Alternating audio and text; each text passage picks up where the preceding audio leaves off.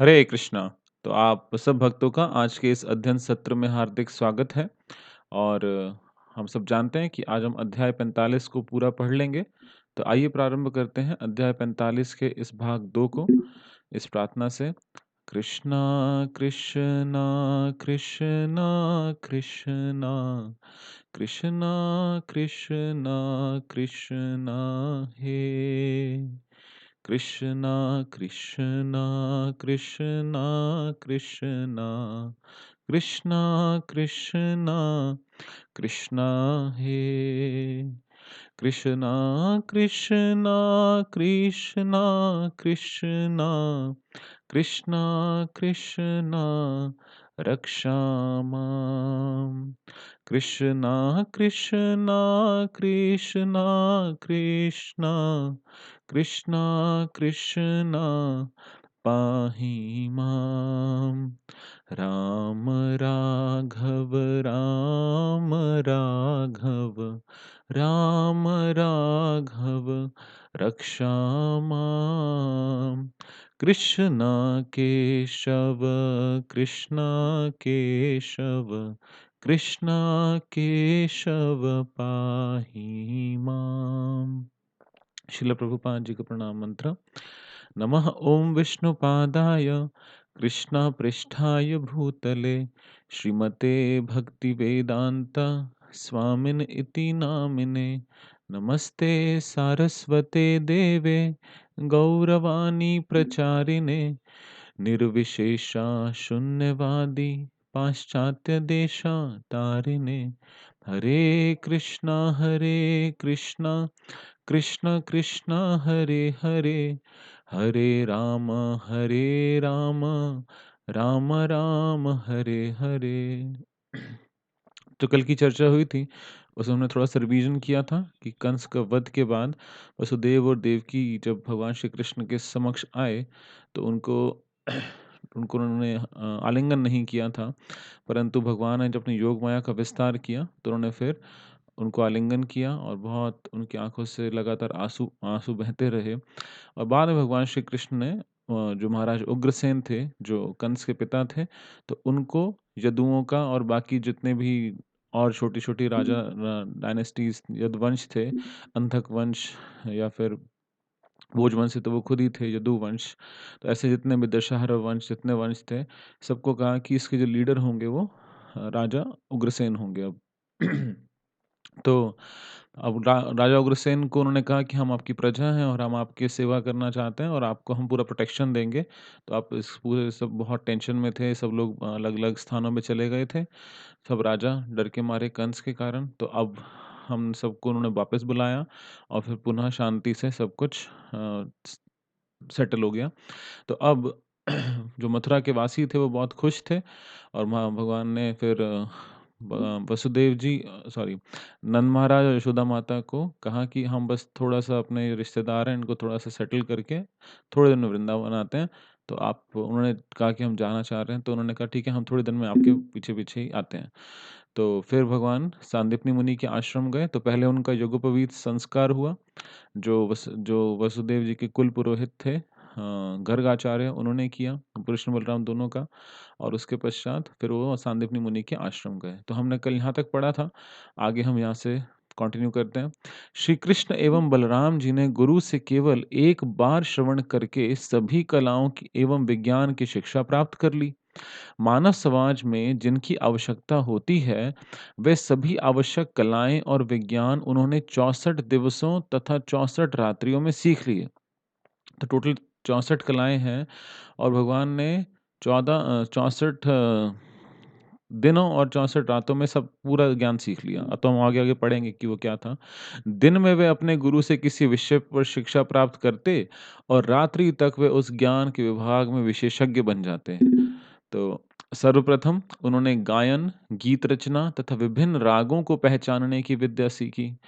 तो ये संगीत की विद्या पूरी सीखी। उन्होंने समय के अनुकूल और प्रतिकूल विभिन्न राग रागिनियों को सीखा, जिस प्रकार भिन्न-भिन्न लयों और सुरों को गाया जाता है और उनकी संगति में विभिन्न प्रकार के तबले और मृदंग आदि को बजाते हैं। उन्होंने वह भी सीखा। उन्होंने लय, सुर और विभिन्न प्रकार के गीतों के साथ नृत्य करना सीखा। उन्होंने नाटक लिखना सीखा और विभिन्न ग्रामीण कलाओं से प्रारंभ करके उन्होंने सर्वोच्च पूर्णता तक विभिन्न प्रकार की चित्रकारी सीखी। तो एक तो संगीत सीखा, अलग-अलग वाद्य यंत्र सीखे और उसके बाद फिर चित्रकारी यानी ड्राइंग या पेंटिंग करना सीखा। उन्होंने मुख पर तिलक लगाना और गाल तथा कपाल पर भिन्न-भिन्न प्रकार के बिंदु चित्रित करना भी सीखा। तदनंतर उन्होंने चावल व आटे के पतले घोल से धरती पर अल्पना बनाना सीखा। तो एक तरह से रंगोली जैसे हम बनाते हैं, तो वो बनाना सीखा। घर अथवा मंदिर में शुभ संस्कारों के संपादन के समय अल्पना अथवा रंगोली बनाने का प्रचलन अत्यंत लोकप्रिय है। उन्होंने पुष्पशैया बनाने, वस्त्रों तथा शरीर के अंगों को रंगीन चित्रों से सज्जित करने की भी कला सीखी। उन्होंने विभिन्न मूल्यवान रत्नों को आभूषणों में जड़ने की कला के साथ ही जल तरंग बजाना भी सीखा। जल के पात्रों को एक निश्चित मात्रा में जल से भरकर जब उन्हें बजाया जाता है, तो विभिन्न स्वर निकलते हैं और तब और जब उन पात्रों को एक साथ रखकर बजाया जाता है, तो सुरीली ध्वनि निकलती है। तो जैसे हम किसी पात्र के अंदर पानी का लेवल अप डाउन रखें, कुछ कम कहीं ज़्यादा कहीं रखें और फिर उसके ऊपर हिट करते हैं किसी मेटालिक ऑब्जेक्ट से, तो अलग-अलग धुन निकलती हैं। तो उसी प्रकार यहाँ पे भगवान ने ये वाला ऐसा भी वाद्य यंत्र जल तरंग से संगीत बजाना सीखा। सखाओं के साथ स्नान करते हुए सॉरी करते हुए नदी अथवा तालाब में जल कैसे फेंका जाता है, यह भी उन्होंने सीखा। पुष्प सज्जा की कला भी उन्होंने सीखी। सजावट की यह कला ग्रीष्म ऋतु में वृंदावन के विभिन्न मंदिरों में आज भी देखी जा सकती है। इसे फुलवाड़ी कहते हैं। मंच, सिंहासन, दीवारें तथा छत सभी पूर्णतया सुसज्जित किए जाते हैं और छोटा-सा फूलों का सुगंधित फव्वारा मध्य में रखा जाता है। ग्रीष्म ऋतु की गर्मी से थके व्यक्ति इन पुष्प सज्जाओं के कारण विश्रांति प्राप्त करते हैं। तो उन्होंने फिर एक फ्लावर डेकोरेशन करना सीखा और बाबा जी वहाँ बता रहे हैं कि जो वृंदावन के मंदिरों में आज भी ऐसा पूरा गर्मी के दिनों में ऐसा किया जाता है और सिर्फ भगवान जहाँ विराजमान है सिंहासन पे उसका जो पूरा मंच है, फिर दीवारें सब जगह वो पुष्प की जो है एक पूरा शैया बनाई जाती है। तो उसे फुलवाड़ी कहते हैं। श्री कृष्ण तथा बलराम जी ने विभिन्न शैली में विन्यास करने की भी कला सीखी। उन्होंने सिर पर विभिन्न प्रकार से मुकुट धारण करना भी सीखा। उन्होंने रंगमंच पर अभिनय करना भी सीखा।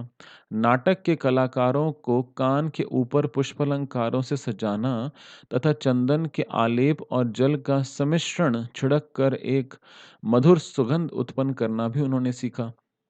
उन्होंने इंद्रजाल के कार्य कार्य दिखाने की कला भी सीखी, तो मैजिकल थोड़ा-सा ट्रिक्स भी सीखी। इंद्रजाल में थी बहुरूपी नामक एक कला भी होती है। इसके द्वारा व्यक्ति अपना वेश ऐसा बनाता है कि यदि वह अपने मित्र के निकट जाए, तो मित्र भी उसे नहीं पहचान सकता। विभिन्न अवसरों पर जिनकी आवश्यकता पड़ती है, उन पेयों को बनाने की कला भी उन्होंने प्रशिक्षण लिया। उन्होंने रसों, उनके स्वाद तथा विभिन्न नशों के प्रभाव का भी अध्ययन किया कि अलग-अलग इंटॉक्सिकेटिंग एलिमेंट्स कैसे हो सकते हैं। तो और अलग-अलग लिक्विड्स के कैसे-कैसे जो पेय पदार्थ हैं, यानी कि जो जिसको हम पीते हैं, ड्रिंकिंग लिक्विड्स, तो उनके अलग-अलग प्रशिक्षण सीखे। उन्होंने विविध प्रकार का सीना पिरोना और कसीदा काढ़ी का काम भी सीखा। उन्होंने कठपुतली नचाने के लिए बारीक धागों की हस्तकला भी सीखी। तो जैसे हम डॉल्स यूज़ करके कठपुतली का वो पूरा जैसे शो होता है, तो वो पूरा उसकी जो आर्ट है वो उन्होंने सीखा। मधुर सुर निकालने के लिए वीणा, सितार और तानपुरा आदि वाद्यों पर तार चढ़ाना भी उन्होंने सीखा। तत्पश्चात उन्होंने पहेलियाँ बनाना और उन्हें हल करना सीखा। उन्होंने वाचन कला सीखी जिसके द्वारा मुख से मूर्ख विद्यार्थी भी शीघ्रता से पढ़ना लिखना सीख सकता है। उन्होंने नाटक का अभ्यास करना और उसका अभिनय करना सीखा। उन्होंने शब्द पूर्ति, रिक्त स्थानों की पूर्ति और वर्ग पहेली को हल करने की कला का भी अध्ययन किया। तो एक बहुत ही डाइवर्स, बहुत अलग-अलग दिशाओं की बहुत सारी कलाएँ भगवान ने सीखी। उन्होंने साहित्य को चित्र संकेत में चित्रित करना भी सीखा। कुछ देशों में चित्र सांकेतिक साहित्य अभी भी प्रचलित है, यानी कि ऐसा साहित्य मतलब लिटरेचर और चित्र संकेत मतलब जिसके अंदर सिर्फ़ चित्र हों। तो अ, मतलब वहाँ पे कुछ लिखा नहीं है, सिर्फ़ चित्रों के माध्यम से जैसे हम कॉमिक बुक्स भी देखते हैं कि कोई बहुत ज़्यादा लिखा नहीं होता, सिर्फ़ उसके अंदर पिक्चर्स होती हैं और वो उसी से व्यक्ति पढ़ते-पढ़ते समझता जाता है कि अच्छा अब इसमें नेक्स्ट क्या हो रहा है। किसी कथा को चित्रों द्वारा व्यक्त किया जाता है। उदाहरणार्थ घर जाते हुए पुरुष को व्यक्त करने के लिए एक पुरुष और एक घर को चित्रित किया जाता है। श्री कृष्ण और बलराम जी ने वास्तुकला अथवा गृह निर्माण कला भी सीखी। रत्नों की प्रभा व उनके रंगों की गुणवत्ता का अध्ययन करके मूल्यवान रत्नों को परखने की कला भी उन्होंने सीखी। उन्होंने सोने तथा चांदी में रत्नों को जड़ना सीखा। उन्होंने भूमि का अध्ययन करके खनिज पदार्थों को ढूंढने की विद्या सीखी। आजकल भूमि की अध्ययन की विद्या भूतत्व विज्ञान एक अत्यधिक विशिष्ट विज्ञान है, किंतु प्राचीन काल में यह साधारण जन के लिए भी सामान्य ज्ञान की विद्या थी। तो अभी हम देखते हैं ऐसे जियोलॉजिस्ट हैं या जो मिनरल सर्च करते हैं या क्रूड ऑयल सर्च करते हैं, ढूँढते हैं। तो पापा जी बता रहे हैं कि उस समय पर तो एक नॉर्मल व्यक्ति, सामान्य व्यक्ति को भी ये ज्ञान दिया जाता था, कि कैसे वो इस भूतत्व का विज्ञान जो है वो उस समय भी नॉर्मल व्यक्ति को भी इस बारे में जानकारी होती थी। उन्होंने जड़ी-बूटियों और पेड़-पौधों का अध्ययन किया था और उनका विविध रोगों के लिए औषधि का प्रभाव भी सीखा। पौधों की विभिन्न जातियों के अध्ययन के द्वारा उन्होंने पौधों एवं वृक्षों के वर्ण संकर जातियाँ पैदा करके विभिन्न प्रकार के फल प्राप्त करना सीखा। यानी कि एक तरह के फल को दूसरे तरह के यानी एक वृक्ष के जो पॉलन है वो दूसरे के उसमें यूज़ करके अलग-अलग इंटरमिक्सिंग करके जो भगवान ने वो वाली कला भी सीखी कि कैसे अलग-अलग तरह के फलों को प्राप्त किया जा सकता है। उन्होंने मेढ़ों और मुर्गों को प्रशिक्षित करके उन्हें लड़ाने का खेल सीखा। तत्पश्चात उन्होंने तोतों को बोलना सिखाने और लोगों के प्रश्नों के उत्तर देने सिखाने की कला सीखी। तो ये कितना हम अभी देखते हैं कि तोते जो हैं उनको लोग ट्रेन करते हैं, लेकिन हम यहाँ देखते हैं भगवान श्री कृष्ण ने ये वाली कला भी सीखी कि तोतों को सिखाने वाली। उन्होंने व्यावहारिक मनोविज्ञान अर्थात दूसरों के मन को प्रभावित करने और उससे अपने मनोअनुकूल कार्य करवाने की विद्या भी सीखी। कभी-कभी इसे वशीकरण भी कहा जाता है, ऐसे हम हिप्नोटिज़्म कहते हैं। एक व्यक्ति को उसका करंट सिचुएशन से दूर ले जाके उसका पास्ट या उसका फ्यूचर एनालाइज़ किया जाता है। उन्होंने केश प्रक्षालन, केश रंजन तथा केशों को भिन्न-भिन्न प्रकार से घुंघराला करने की कला भी सीखी। दूसरे की पुस्तक को बिना देखे उसमें क्या लिखा है ये बताना भी सीख लिया और दूसरे की बंद मुट्ठी में क्या है ये बताना भी सीखा। तो बहुत अलग-अलग आर्ट्स भगवान ने सीखी। कभी-कभी बालक इस कला का अनुकरण करते हैं, किंतु वे ठीक-ठीक नहीं बता पाते। एक बालक अपनी मुट्ठी में कुछ रखकर अपने मित्र से पूछता है, "क्या तुम बता सकते हो कि मेरी की मुट्ठी के अंदर क्या है?" तो और मित्र यद्यपि ठीक-ठीक नहीं बता सकता, फिर भी कुछ सुझाव देता है कि कोई गेस मारता है। किंतु एक ऐसी कला भी है, जिससे मुट्ठी में क्या है, इसे वास्तव में बताया जा सकता है। तो भगवान ने वो कला भी सीखी। श्री कृष्ण तथा बलराम जी ने विभिन्न देशों की भाषाओं को बोलना और समझना सीखा। उन्होंने ना केवल मनुष्यों की भाषा सीखी, अपितु श्री कृष्ण तो पशु-पक्षियों से भी संभाषण कर सकते थे। गोस्वामियों द्वारा संग्रहित वैष्णव साहित्य में इस बात के प्रमाण उपलब्ध हैं। तदनंतर उन्होंने पुष्प से रथ तथा विमान बनाने की कला सीखी। तो पुष्पों से रथ या फिर एयरप्लेन बनाने का जो कला है वो सीखी। रामायण में कहा गया है कि रावण को पराजित करने के पश्चात रामचंद्र पुष्प निर्मित विमान पुष्परथ यानी पुष्पक विमान द्वारा लंका से भारतवर्ष आए थे। फिर श्री कृष्ण तथा बलराम ने लक्षण देखकर आगे की घटनाओं के विषय में भविष्यवाणी करने की कला सीखी। यानी कि जैसे कहते हैं कि जो ओमेन्स जिसे कहते हैं इंग्लिश में कि किसी पर्टिकुलर इंसिडेंट को देखकर हम समझ जाएँ कि अभी कुछ शुभ घड़ी है या अशुभ घड़ी है।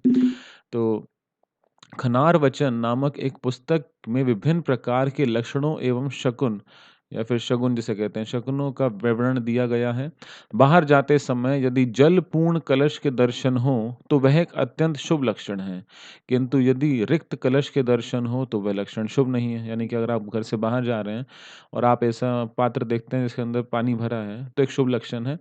और अगर कोई रिक्त रिक्त मतलब खाली है, खाली कलश है और उसके आपको दर्शन होते हैं, तो वो अशुभ लक्षण है। तो ऐसा कौन-सी बुक के बारे में बता रहे हैं प्रभुपाद जी? खनार वचन नामक एक बुक में ऐसा दिया गया है। इसी प्रकार यदि बछड़े सहित दुही जा रही गाय के दर्शन हो तो यह शुभ लक्षण है। तो अगर किसी गाय का दूध निकाला जा रहा है लेकिन उसका बछड़ा उसके पास है, तो ये भी एक शुभ लक्षण है। तो ऐसे लक्षणों से या शकुनों से कैसे किसी शुभ घड़ी या शुभ घड़ी का पता लगाया जा सकता है, तो इसको भी भगवान ने सीखा। इस लक्षणों को समझने की से व्यक्ति आगामी घटनाओं के विषय में भविष्यवाणी कर सकता है और श्री कृष्ण तथा बलराम ने इस विज्ञान को सीखा। उन्होंने मातृका बनाने की भी कला सीखी। मातृका वह वर्ग होता है जिसमें पंक्ति में 3 अंक होते हैं। किसी तरफ से भी किन्हीं 3 को गिनने पर उनका योग 9 ही होता है। मातृकाएँ कई प्रकार की तथा विभिन्न-भिन्न प्रयोजन के लिए होती हैं। तो ये कोई गणित का या फिर ऐसा कुछ जैसे हम लोग प्ले करते हैं कि एक एक लाइन के अंदर हम कोई भी ऐसी सीक्वेंस लिखें नंबर्स का कि 3 उसके अंदर 3 अंक होंगे और किसी तरफ से भी उसको अगर आप गिन लोगे तो उनका जो जोड़ आएगा वो नो हमेशा 9 मिलेगा। तो ऐसे इस कला को भगवान ने सीखा। श्री कृष्ण तथा बलराम ने मूल्यवान रत्नों जैसे हीरे आदि को तराशने की कला सीखी। मन में आशुपद रचना के द्वारा प्रश्नोत्तर करने तथा उत्तर देने की कला भी सीखी।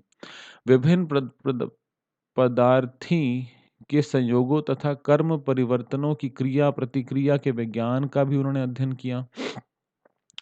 उन्होंने मनोचिकित्सक की कला भी सीखी, यानी एक साइकियाट्रिक जो साइकोलॉजिस्ट जिसे कहते हैं, उसकी कला सीखी। मनोचिकित्सक दूसरे व्यक्ति के मन में होने वाली गतिविधियों को समझ सकता है। उन्होंने इच्छा को संतुष्ट करने की कला सीखी। कामनाओं की पूर्ति अत्यंत कठिन होती है। यदि कोई ऐसी वस्तु की कामना करे जिसे पूर्ण करना असंभव हो, तब इच्छा पर विजय पाकर उसे संतुष्ट किया जा सकता है और यह एक कला है। तो सामने वाले व्यक्ति का अगर आप मन समझ जाएँ या उसकी कामनाओं को समझ पाएँ, तो ये भी एक कला है कि आप सामने वाले की जो इच्छा है उसको समझ पाएँ और उसको प्रसन्न कर पाएँ। इस कला द्वारा काम वासना का भी दमन किया जा सकता है।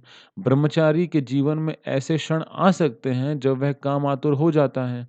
इस कला द्वारा शत्रु को भी मित्र बनाया जा सकता है अथवा किसी तत्व की क्रिया को दूसरी वस्तुओं में स्थानांतरित किया जा सकता है। तो इस कला से आप ये बता रहे हैं कि अगर कोई ब्रह्मचर्य का पालन कर रहा है और उसके मन के अंदर भी ऐसी भावना आती है, तो इस कला से व्यक्ति क्या करता है, ऐसी सिचुएशंस को भी अवॉइड कर सकता है। काम वासना को भी दमन कर सकता है। समस्त ज्ञान, विज्ञान तथा कलाओं के सागर श्री कृष्ण तथा बलराम जी ने ऊपर लिखित सभी कलाओं और विज्ञानों के पूर्ण बोध का प्रदर्शन करते हुए अपने गुरुजी की सेवा के लिए उनकी किसी भी इच्छा पूर्ति के लिए स्वयं को प्रस्तुत किया। विद्यार्थियों द्वारा गुरु की यह इच्छा पूर्ति गुरु दक्षिणा कहलाती है। तो अपने गुरु को उन्होंने बहुत अच्छे से प्रसन्न किया। तो हम विद्यार्थी के लिए ये आवश्यक है कि शिक्षक के द्वारा भौतिक अथवा आध्यात्मिक ज्ञान की प्राप्ति के बदले शिक्षक को संतुष्ट करे। तो ये एक शिष्य का क्या है, एक ड्यूटी है कि वो क्या करे, अपने जो गुरु हैं, चाहे वो आध्यात्मिक ज्ञान प्राप्त करे या भौतिक ज्ञान प्राप्त करे, वो अपने शिक्षक को बदले में कुछ रिम्यूनरेशन या कुछ दे, संतुष्ट करे। जब श्री कृष्ण तथा बलराम ने इस प्रकार अपनी सेवा प्रस्तुत की, तो सांदीपनी मुनि ने सोचा कि उनसे किसी ऐसी अद्भुत तथा असामान्य वस्तु की मांग करनी चाहिए, जिसे साधारण विद्यार्थी ना दे सकें। क्योंकि भगवान उनके शिष्य हैं, तो ऑर्डिनरीली तो लोग क्या करते हैं, तो पैसा देते हैं या फिर कुछ ज़मीन दे देते हैं या कोई गाय दान में दे देते हैं। तो सांदीपनी मुनि ने सोचा कि मैं कुछ ऐसा चीज़ माँग लेता हूँ, जिससे क्या होगा, जो कोई नॉर्मल बच्चा मेरा स्टूडेंट नहीं दे सकता है। तो अतएव उन्होंने अपनी पत्नी की मंत्रणा से, अपनी पत्नी पत्नी के साथ डिस्कशन के बाद मंत्रणा की कि उनसे क्या माँगना चाहिए, और उन्होंने डिस्कशन किया कि क्या माँगे, वाइफ़ के साथ पूछा। उन्होंने तथा उनकी पत्नी ने श्री कृष्ण और बलराम की असाधारण शक्तियों का अनुभव किया था और वे समझ सकते थे कि ये दोनों बालक वस्तुतः श्री भगवान हैं।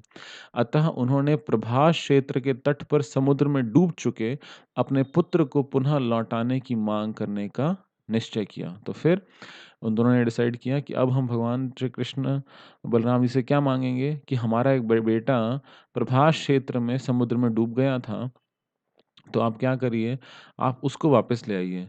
जब श्री कृष्ण और बलराम ने गुरु से उनके पुत्र की प्रभास क्षेत्र के तट पर हुई मृत्यु के विषय में सुना, तो अपने रथ पर बैठकर उन्होंने तत्काल सागर की ओर प्रस्थान किया। बस आदेश मिला और भगवान रथ पे बैठ के सीधा सागर की ओर चले गए।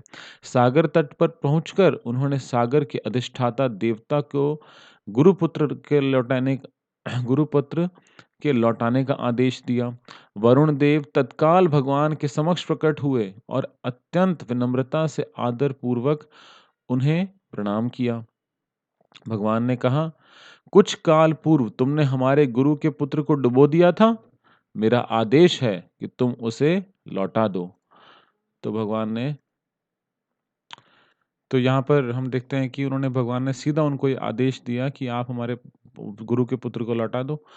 तो वरुण देव जी आ गए और समुद्र देव ने उत्तर दिया, उस बालक को वस्तुतः मैंने नहीं अपितु पंचजन नामक असुर ने पकड़ा था। यह विशाल असुर साधारणतः एक शंख के रूप में गहरे जल में रहता है। आपके गुरु के पुत्र को संभवतः उसने खा लिया होगा और अब वह उसके उदर में होंगे। तो भगवान श्री कृष्ण ने यहाँ पर हम देखते हैं सागर से भगवान बात कर रहे हैं कि भाई वो बच्चा वापस भेजो। तो तो वो क्या जवाब दे रहे हैं कि उसको एक पंचजन नाम का असुर खा गया था। तो भले वो डूबा था और वो उसके उदर में होगा। तो यह सुनकर श्री कृष्ण ने गहन जल में डुबकी मारी और पंचजन असुर को पकड़ लिया। उन्होंने उसी स्थान पर उसका वध कर दिया, किंतु उसके उदर में उन्हें गुरुपुत्र नहीं मिला। अतएव शंख आकार वाले असुर के मृत शरीर को लेकर वे प्रभास क्षेत्र के तट पर अपने रथ के पास गए। वहां से उन्होंने यमराज की पूरी संयमनी की ओर प्रस्थान किया कि अब बच्चा वहां नहीं मिला है, असुर को मार दिया, बच्चा उसे मिला नहीं, तो अब किसको बुलाया, अब कहाँ जाए, यमराज जी के पास गए। और वहां से उन्होंने यमराज जी की पूरी संयमनी संयमनी जो है वो उस स्थान का नाम है जहाँ यमराज जी हैं, तो वहाँ पे हला युद्ध नाम से प्रसिद्ध अपने ज्येष्ठ भ्राता बलराम के साथ श्री कृष्ण वहाँ पहुँचे और उन्होंने अपना शंख बजाया। तो भगवान ने अपना शंख बजाया, उस ध्वनि को सुनकर यमराज प्रकट हुए और सादर प्रणाम करके उन्होंने श्री कृष्ण का स्वागत किया। यमराज को ज्ञात था कि श्री कृष्ण तथा बलराम कौन है, अतएव उन्होंने तत्काल ही अपनी विनीत सेवा भावना भगवान को अर्पित की। भूतल पर श्री कृष्ण एक साधारण मानव के रूप में प्रकट हुए थे, किंतु वस्तुतः श्री कृष्ण और बलराम प्रत्येक जीव के हृदय में वास करने वाले परमात्मा हैं। वे स्वयं विष्णु हैं, किंतु साधारण बालकों की भांति अभिनय कर रहे थे। जब यमराज ने भगवान को अपनी सेवा अर्पित की, तब श्री कृष्ण ने उनसे गुरुपुत्र लौटाने को कहा, जो कि अपने कर्म फल के अनुसार उनके पास आया था। तो भले ही उसका कर्म ऐसा था कि वो यमराज जी के पास गया, परंतु भगवान श्री कृष्ण ने उसको भी भगवान बदल सकते हैं, किसी के भी कर्म को भगवान बदल बदल सकते हैं और भगवान खुद कर्मों से लिप्त नहीं होते हैं। तो श्री कृष्ण ने कहा, मेरे आदेश को परम आदेश मानते हुए तुम तत्काल ही मेरे गुरु के पुत्र को तुम्हें लौटा देना चाहिए। यमराज ने वह बालक श्री भगवान को लौटा दिया और श्री कृष्ण तथा बलराम उसे उसके पिता के समीप ले आए।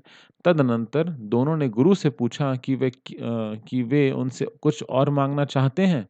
गुरु ने उत्तर दिया, प्रिय पुत्रों, तुमने मेरे लिए बहुत किया है। अब मैं पूर्ण रूपेण संतुष्ट हूँ। जिस व्यक्ति के तुम जैसे शिष्य हो, उसे किस वस्तु का अभाव हो सकता है? तो यहाँ पे हम देखते हैं कि जो सांदीपनी मुनि हैं, वो इतने प्रसन्न थे, उन्होंने ये क्या कहा कि हमें और आपने इतना संतुष्ट कर दिया है कि हमें और कोई अभिलाषा ही नहीं है। प्रिय बालकों, अब तुम घर जा सकते हो। तुम्हारे इन यशस्वी कार्यों की समस्त जगत में सदैव ही प्रशंसा होगी।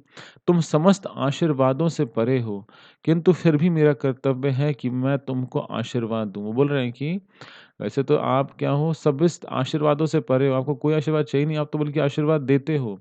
लेकिन फिर भी मैं आपको आशीर्वाद देता हूँ, ये मेरा कर्तव्य है।